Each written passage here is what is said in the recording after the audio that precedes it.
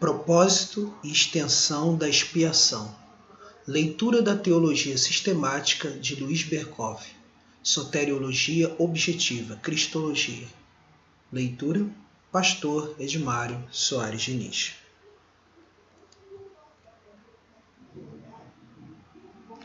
Partes. A. O propósito da expiação. A expiação foi destinada a afetar a relação de Deus com o pecador. O estado e a condição de Cristo como autor mediatário da salvação e o estado e a condição do pecador. 1. Seu efeito com referência a Deus. Deve-se salientar primeiramente que a expiação não afetou mudança alguma no ser interior de Deus, que é imutável. A única mudança que foi produzida foi uma mudança na relação de Deus com os objetos do seu amor expiatório. Ele se reconciliou com aqueles que eram objetos da sua ira judicial. Significa que a sua ira foi desviada pela cobertura sacrificial do pecado deles. A expiação não deve ser descrita como a causa motora do amor de Deus, pois já foi uma expressão do seu amor. Ela é muitas vezes apresentada como se na teoria da satisfação Deus não pudesse amar o pecador enquanto as suas justas exigências não fossem satisfeitas. Mas então omite-se o fato de que Cristo já é a dádiva do amor de Deus, conforme João capítulo 3, versículo 16. Ao mesmo tempo, é mais que certo que a expiação removeu os obstáculos à manifestação do amor redentor de Deus no perdão de pecadores e em sua santificação, satisfazendo a justiça de Deus e as exigências da lei, tanto em seus aspectos federais como em seus aspectos penais.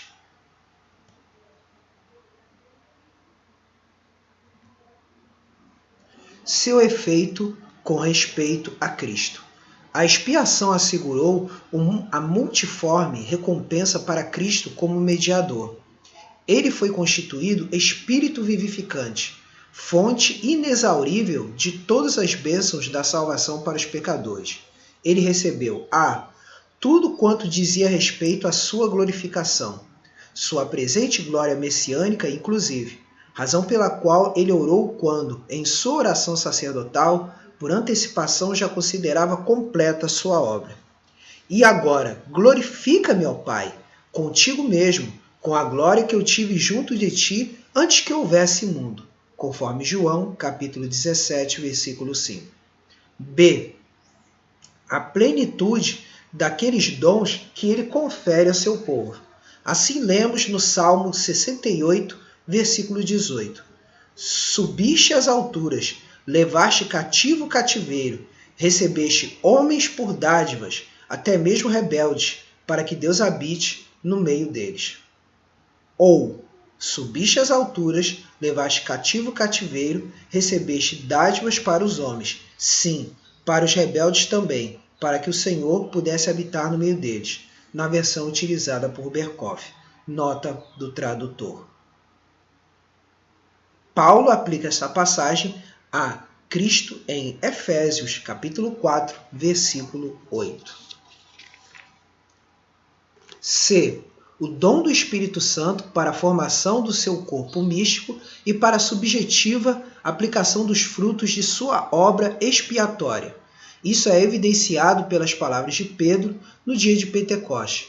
Exaltado, pois, à destra de Deus, tendo recebido do Pai a promessa do Espírito Santo, derramou isto que vedes e ouvis. Atos capítulo 2, versículo 33. D. Os confins da terra como sua possessão e o mundo para o seu domínio. Esta foi uma das promessas a ele feitas. Pede-me, e eu te darei as nações por herança e as extremidades da terra por tua possessão. Salmo 2, versículo 8. Que esta promessa foi cumprida está patente em Hebreus capítulo 2, versículos 6 até o 9.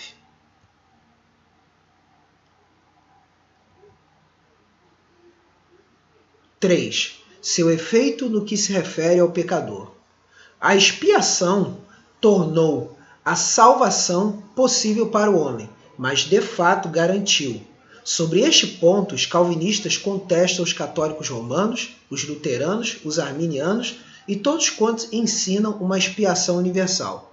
Estes afirmam que a expiação de Cristo apenas tornou a salvação possível e incerta para aqueles a quem é oferecida.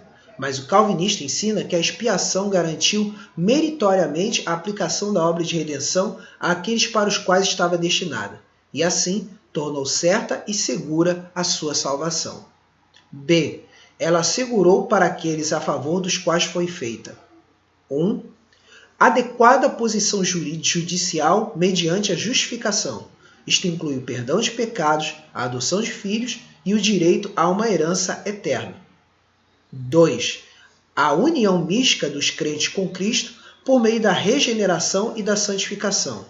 Isto abrange a gradual mortificação do homem velho e o gradual revestimento do homem novo, criado em Cristo Jesus. 3. Sua bem-aventurança final em comunhão com Deus mediante Jesus Cristo, na glorificação subjetiva e no gozo da vida eterna, numa nova e perfeita criação. Tudo isso deixa ver claramente o porquê da objeção tantas vezes levantada contra a doutrina substitutiva e penal da expiação. A saber, essa objeção não tem suportes éticos e não oferece base alguma para a vida ética dos redimidos. Até se pode dizer que a doutrina substitutiva e penal da expiação é a única que oferece base segura para uma vida ética verdadeira, uma vida arraigada no coração graças à operação do Espírito Santo. A justificação leva diretamente à santificação.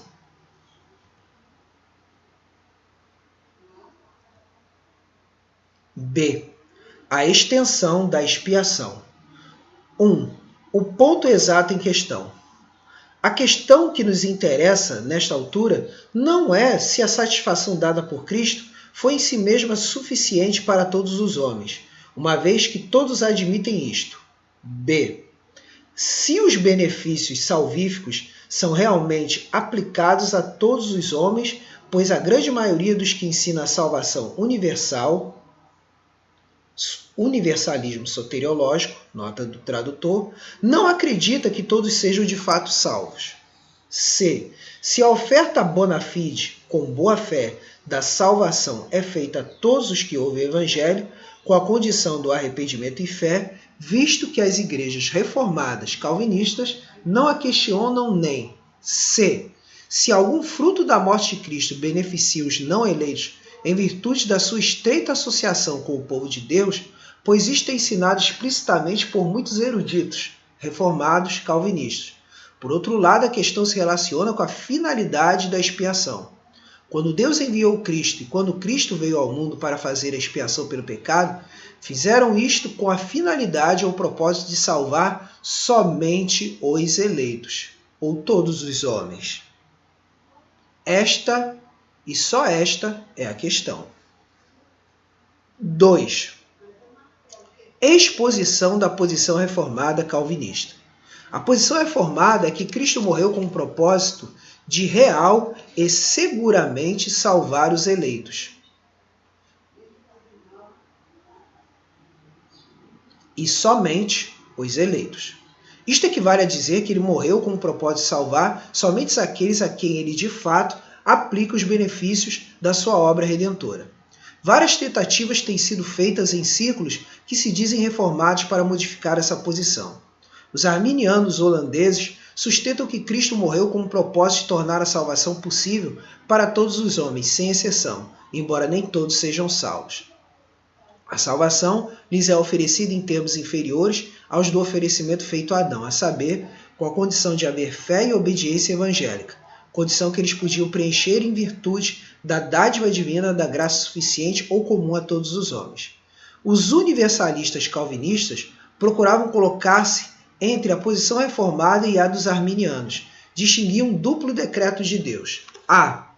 Um decreto para enviar Cristo ao mundo para salvar todos os homens por sua morte expiatória com a condição da fé nele. Contudo, porque Deus viu que este propósito fracassaria, dado que ninguém aceitaria Cristo pela fé, ele propôs um segundo decreto ao primeiro. B. Um decreto para dar a um certo número de pecadores, a saber, aos eleitos, uma graça especial, com o fim de gerar nos seus corações e garantir a salvação.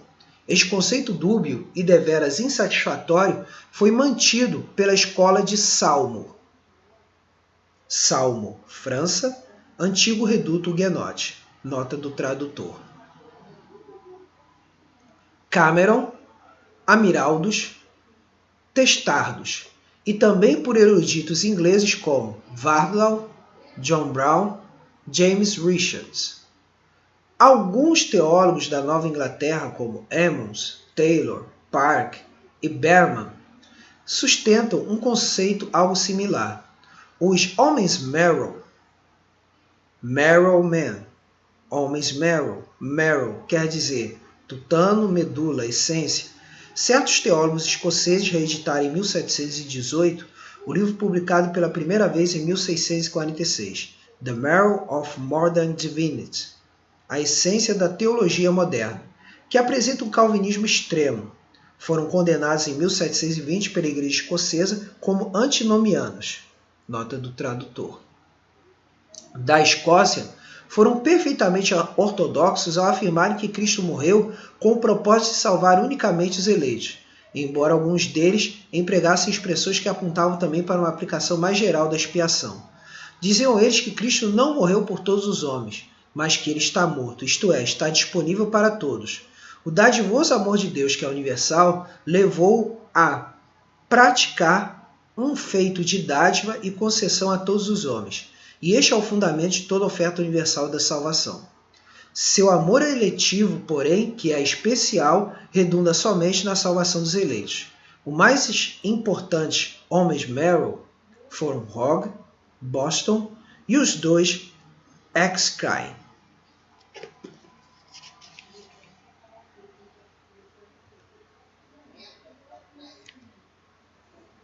Três. Comprovação da doutrina de uma expiação limitada.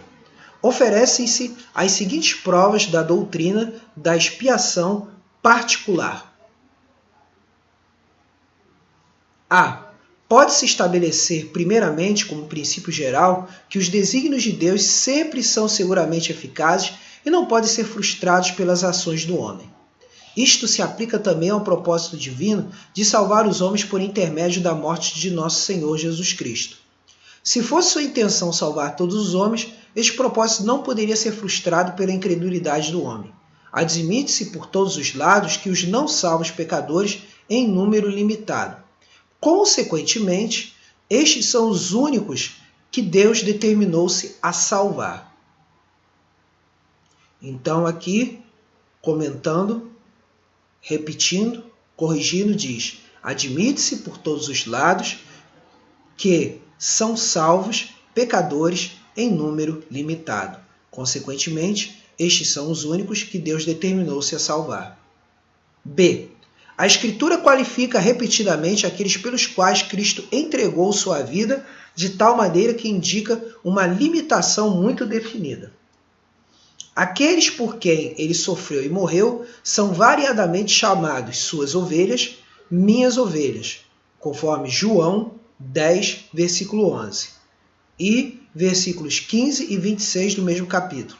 Sua igreja, Atos 20, versículo 28, Efésios 5, versículos 25 até 27. O seu povo, Mateus 1, versículo 21.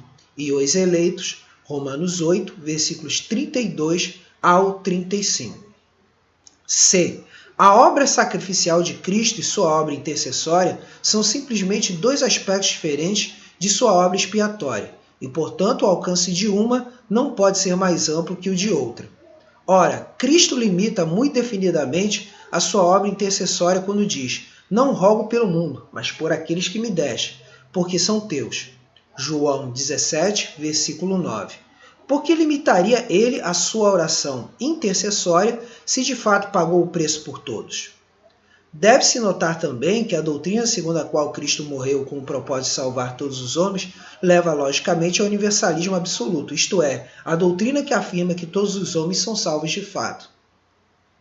É impossível que aqueles por quem Cristo pagou o preço, cuja culpa ele removeu, se percam por causa dessa culpa.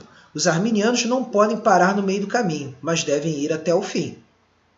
Se disser, como alguns dizem, que a expiação foi universal, mas que a aplicação dela é particular, que Cristo tornou a salvação possível para todos, mas de fato salva apenas um limitado número de pecadores. Dever-se-á mostrar que há uma inseparável ligação entre a aquisição e a real dádiva da salvação. A Bíblia ensina claramente que a finalidade e o efeito da obra expiatória de Cristo não consistem apenas em tornar possível a salvação, mas sim em reconciliar Deus com o homem e dar aos homens efetiva posse da salvação eterna, uma salvação que muitos não conseguem obter. Mateus 18, versículo 11, Romanos 5, versículo 10, Segunda Epístola aos Coríntios, capítulo 5, versículo 21, Gálatas 1, versículo 4, Gálatas 3, versículo 13, Efésios 1, versículo 7. E se for feita a asserção de que o propósito de Deus e de Cristo foi evidentemente condicional, dependendo da fé e da obediência do homem, dever-se-á chamar a atenção para o fato de que a Bíblia ensina com clareza que Cristo, com sua morte, adquiriu a fé, o arrependimento e todos os demais efeitos da obra do Espírito Santo a favor do seu povo. Consequentemente, estas não são condições cujo atendimento depende simplesmente da vontade do homem, ou seja, do livre-arbítrio. A expiação também assegura o cumprimento das condições que precisam ser satisfeitas para a obtenção da salvação. Romanos capítulo 2, versículo 4, Gálatas capítulo 3, versículo 13 e 14, Efésios capítulo 1, versículos 3 e 4, Efésios capítulo 2, versículo 8, Filipenses capítulo 1, versículo 29, Segunda Epístola a Timóteo capítulo 3, versículos 5 e 6.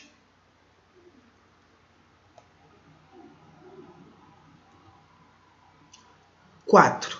Objeções à doutrina de uma expiação limitada. Estas podem ser classificadas como segue. A. A passagem que ensina que Cristo morreu pelo mundo. João capítulo 1, versículo 29, João capítulo 3, versículo 16, João capítulo 6, versículos 33 e 51, Romanos 11, versículo 12 e 15, Segunda Epístola aos Coríntios, capítulo 5, versículo 19, Primeira Epístola de João, capítulo 2, versículo 2. A objeção baseada nessas passagens parte do infundado pressuposto de que a palavra mundo, como é empregada nelas, significa todos os indivíduos que constituem a raça humana. Não for assim, a objeção baseada nelas não teria razão de ser, mas é mais que evidente que a Escritura, que o vocábulo mundo tem vários sentidos, como uma simples leitura das seguintes passagens o comprovará conclusivamente. Lucas capítulo 2, versículo 1, João capítulo 1, versículo 10, Atos 11, versículo 28, Atos 19, versículo 27, Atos 24, versículo 5, Romanos 1, versículo 8, Colossenses 1, versículo 6. Também se vê que quando é empregado com referência aos homens, nem sempre inclui todos os homens. João capítulo 7, versículo 4, João capítulo 12, versículo 19. Empregado assim também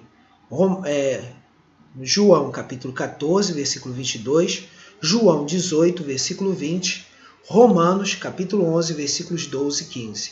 Em algumas destas passagens não há a menor possibilidade que ele fale de todos os homens.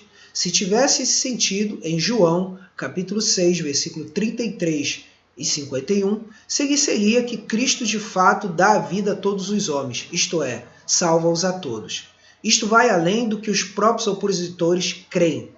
Em Romanos 11, versículos 12 e 15, a palavra mundo não pode ser totalmente inclusiva, visto que o contexto exclui claramente a Israel. E porque, com base nessa suposição, estas passagens provariam mais do que se pretende, a saber que os frutos da obra expiatória de Cristo são de fato aplicados a todos. Contudo, vemos nessas passagens uma indicação do fato de que a palavra mundo, às vezes, é empregada para indicar que o particularismo veterotestamentário pertence ao passado e abriu caminho para o universalismo neotestamentário. As bênçãos do Evangelho foram estendidas a todas as nações. Mateus 24, versículo 14, Marcos 16, versículo 16, Romanos 1, versículo 5, Romanos 10, versículo 18. Esta é provavelmente a chave para a interpretação da palavra mundo, em passagens como João 1, 29, João 6, 33 e 51, 2ª Epístola aos Coríntios 5, 19, 1ª Epístola de João, capítulo 2, versículo 2.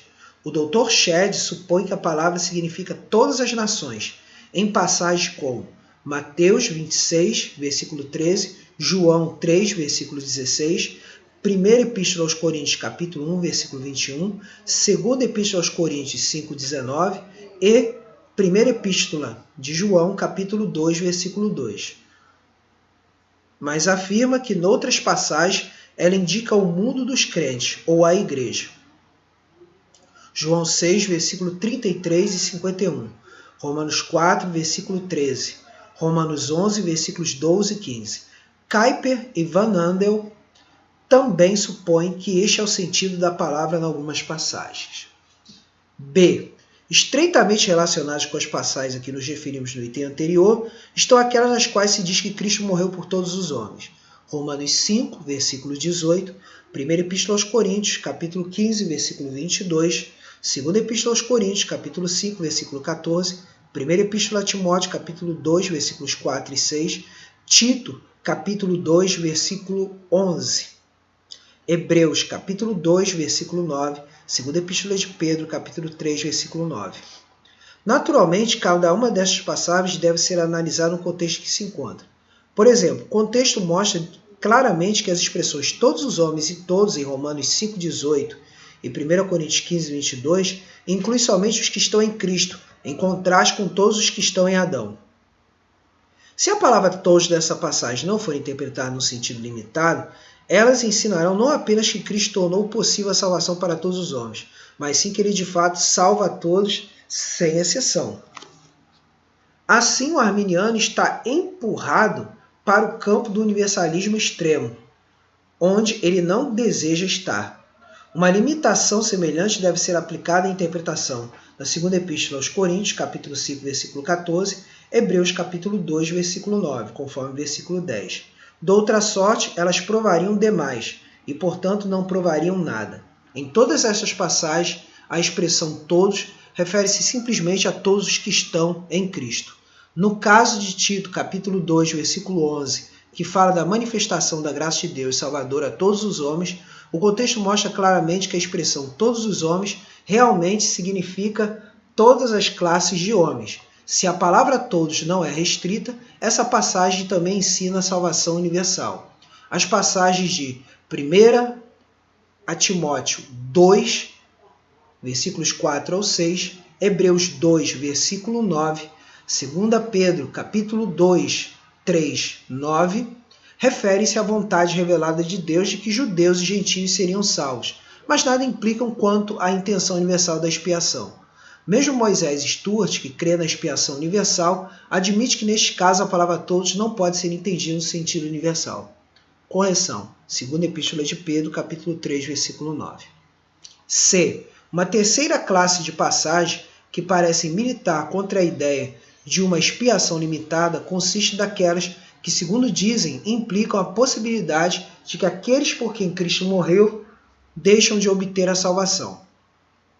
Romanos 14, versículo 15, e a passagem paralela de 1 a Coríntios, capítulo 8, versículo 11, podem ser mencionadas primeiro. Alguns comentadores são de opinião que estas passagens não se referem à destruição eterna, mas é mais provável que sim. O apóstolo simplesmente quer pôr em relevo o comportamento descaridoso de alguns dos mais fortes irmãos da igreja.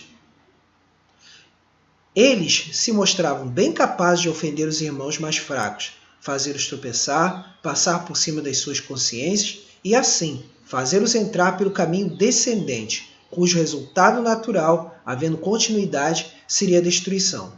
Conquanto Cristo tivesse pago o preço da sua vida para salvar tais pessoas, eles, por sua conduta, tendiam a destruí-las. Romanos 14, versículo 4, mostra que não ocorreria essa destruição pela graça de Deus, elas seriam preservadas. Temos então aqui, como o Dr. Shedd o expressa, uma suposição à guisa de argumento de algumas coisas que não pode acontecer, justamente como em 1 Coríntios, capítulo 13, versículos 1 ao 3, Gálatas 1, versículo 8. Outras passagens Outra passagem um tanto parecida acha-se em 2ª Epístola de Pedro, capítulo 2, versículo 1, com a qual também se pode classificar Hebreus 10, versículo 29. A explicação mais plausível dessas passagens é a que foi dada por Smeaton, como interpretação de Piscator e das anotações dos holandeses, a saber, que esses falsos mestres são descritos de acordo com a sua própria declaração e com o critério da caridade. Eles se apresentavam como redimidos e assim foram considerados pelo juízo da Igreja enquanto permaneceram em sua comunhão. Em The Doctrine of Atonement as Taught by the Apostles, página 447. Finalmente, letra D, há uma objeção derivada da oferta bona fide da salvação, oferta de boa fé. Cremos que Deus não, dissimuladamente, isto é, sinceramente ou com boa fé, chama a todos que estão vivendo sob o Evangelho para crerem e lhes oferece a salvação mediante a fé e o arrependimento. Ora, os arminianos afirmam que tal oferta da salvação não pode ser feita por aqueles que creem que Cristo morreu somente pelos eleitos. Esta objeção já foi levantada por ocasião do Sínodo de Dort, mas a sua validade não foi admitida como uma coisa comprovada. Pode-se fazer as seguintes observações como em réplica a esta objeção. Número 1. A oferta de salvação mediante a fé e o arrependimento não tem a pretensão de ser uma revelação do secreto conselho de Deus, ou mais especificamente, do seu objetivo, ao dar Cristo como expiação pelo pecado. É simplesmente a promessa de salvação a todos que aceitam Cristo pela fé. 2. Esta oferta, ao mesmo tempo que é universal, é sempre condicionada por uma fé e um arrependimento que só podem ser produzidos no coração do homem pela operação do Espírito Santo. 3. A oferta universal da salvação não consiste da declaração de que Cristo fez expiação a favor de quantos ouvem o Evangelho e de que eles realmente intentam salvar a cada um deles. Consiste de a.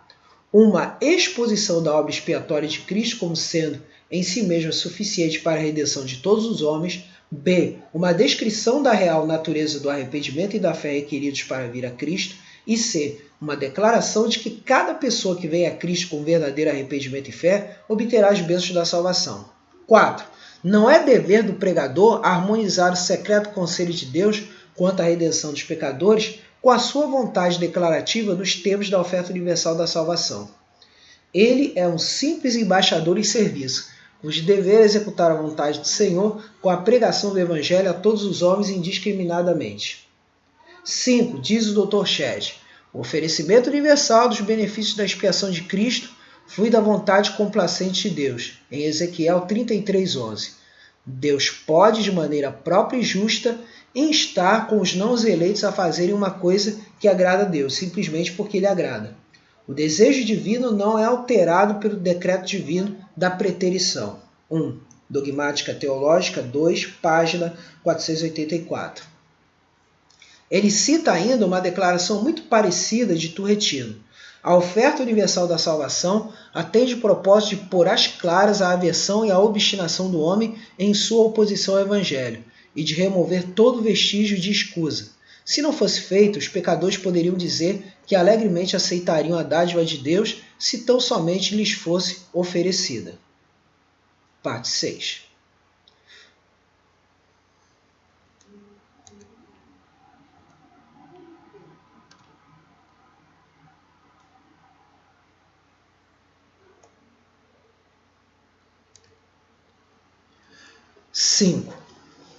O alcance mais amplo da expiação.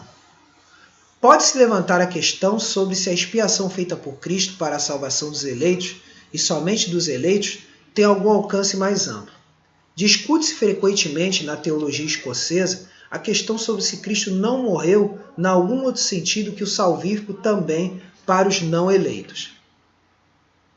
Esta questão foi discutida por vários teólogos mais antigos, como Rutherford, Brown, Durham e Dixon, mas alguns a responderam negativamente. Eles defendiam, na verdade, diz Walker, a suficiência intrínseca da morte de Cristo para salvar o mundo, ou dos mundos, mas que isso nada tem que ver com o propósito de Cristo ou com a realização de Cristo. A frase que diz que Cristo morreu suficientemente por todos não foi aprovada porque o por parecia implicar alguma realidade da substituição de fato. 2. Scottish Theology and Theologians, página 80. Durham negava que se possa dizer que alguma misericórdia concedida aos réprobos e desfrutada por eles possa ser o fruto próprio da morte de Cristo ou a aquisição feita por esta. Mas, ao mesmo tempo, sustentava que certas consequências da morte de Cristo de natureza proveitosa devem alcançar os ímpios, embora seja duvidoso se essas podem ser consideradas como uma bênção para eles. Esta foi também a posição tomada por Rutherford e Gillespie. Os homens Merrill da Escócia, já mencionados na seção A deste capítulo, conquanto afirmasse que Cristo morreu com o propósito de salvar somente os eleitos, concluíram da oferta universal da salvação que a obra realizada por Cristo também teve um alcance mais amplo, e que, para usar as suas próprias palavras, Deus o Pai, levado por nada mais que o seu livre amor pela humanidade perdida, fez um ato de doação e de concessão de seu Filho Jesus Cristo a todos os homens. Segundo eles, todos os pecadores são legatários constantes do testamento de Cristo. Não, na verdade, na essência, mas na administração da aliança da graça. Porém, o testamento só se efetiva no caso dos eleitos. Sua posição foi condenada pela Igreja da Escócia. Vários teólogos reformados calvinistas sustentavam que, apesar de Cristo ter sofrido e morrido somente com o propósito de salvar os eleitos, muitos benefícios da cruz de Cristo, e isso também de acordo com o plano de Deus, são realmente acrescentados ao benefício que gozam aqueles que não aceitam a Cristo pela fé. Acreditam eles que a bênção da graça comum também resulta da obra expiatória de Cristo, conforme Vitícius, da Verbonder 2, 9.4, Turretino, Losses, 14, pergunta 14, seção 11, Cunningham, História da Teologia, capítulo 2, página 332, Rod, The Atonement, página 358, e em outras partes. Gorshed, no Evangelical Quarterly, abril de 1940, página 127, conforme também Strong, Systematic Theology, página 772, que há também no Brasil a Teologia Sistemática de Strong. Parece decorrer de Efésios capítulo 1, versículo 10 e Colossenses capítulo 1, versículo 20, que a obra expiatória de Cristo teve também significação para o mundo angélico. As coisas da terra e as do céu se juntam em Cristo como cabeça. Anakephar Laios Astai. Efésios capítulo 1, versículo 10. E são reconciliadas com Deus por meio do sangue da cruz. Colossenses capítulo 1, versículo 20. Kuyper afirma que o mundo angélico, que perdeu seu chefe ou cabeça quando Satanás caiu, é reorganizado sob Cristo como cabeça. Isto reconciliaria ou uniria um mundo angélico ao mundo da humanidade sob um só cabeça. Naturalmente, Cristo não é a cabeça dos anjos no sentido orgânico em que é a cabeça da igreja. Finalmente, a obra expiatória de Cristo resultará também no novo céu e na nova terra em que habita a justiça, habitação própria para a nova e glorificada humanidade, e na gloriosa liberdade da qual a criação inferior também participará. Romanos, capítulo 8, versículos 19 a 22.